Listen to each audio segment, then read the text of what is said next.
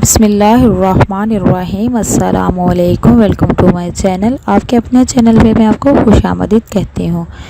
میرے پیارے ناظرین، کیا حال ہے آپ کے؟ میں امید کرتی ہوں کہ آپ سب لوگ خیریت کے ساتھ ہوں گے انشاءاللہ۔ آج ایک اور نئی ویڈیو کے ساتھ میں آپ کی خدمت میں حاضر ہوئی ہوں۔ تو پیارے ناظرین، آج میں آپ کو بتاؤں گی عامر لیاقت کے بارے میں، جو کہ اس دنیا میں نہیں رہے۔ عامر لیاقت کی موت کے اصلی حقائق سامنے آ گئے، اس سے میں آپ کو آگاہ کروں گی۔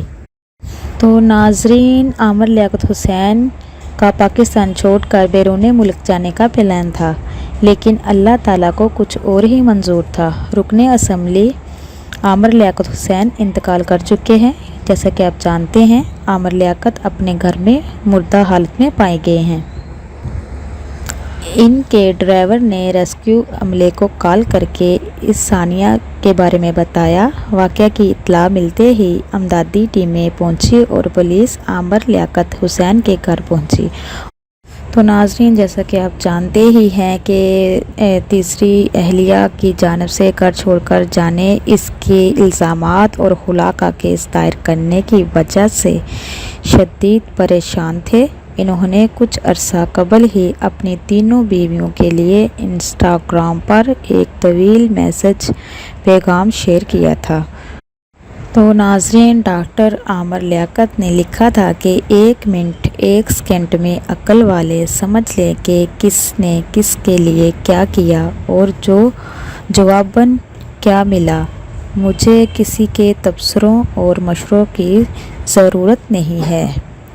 جو بندے اللہ کی آزمائش میں ہوتے ہیں وہ صرف آزمائش میں پورا اترنے کی فکر میں ہوتے ہیں۔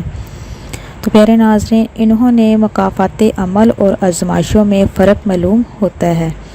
عامر لیاقت حسین نے لکھا تھا کہ جب منظر ہر آنکھ کو کسی ایک کو ایک تنہا اور منظر میں موجود بقیہ کرداروں کو فتح دکھائے تو یہی لمحہ عقل والوں کے سامنے سمجھنے کے لیے کافی ہے۔ انہوں نے کہا تھا کہ انشاءاللہ میرا جانا ان نینوں کے ہر پل کا آج سے ٹھہر جانا بن جائے گا۔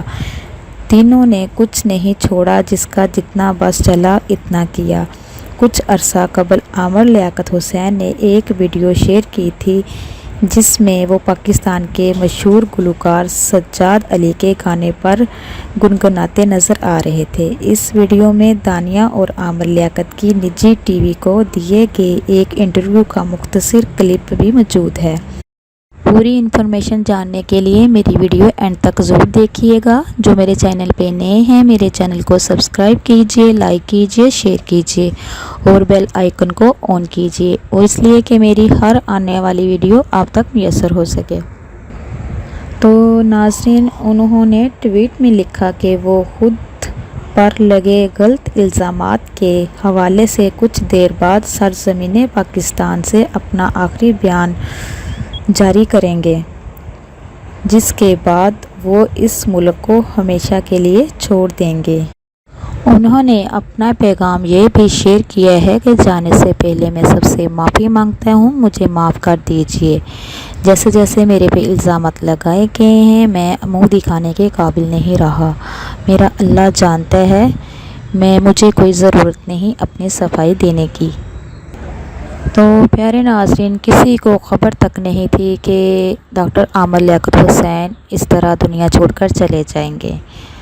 ہم سب کی دعا ہے کہ اللہ پاک ان کے گناہوں غلطیوں کو معاف فرمائے اور اللہ پاک ان کو جنت فردوس میں اعلیٰ مقام عطا فرمائے۔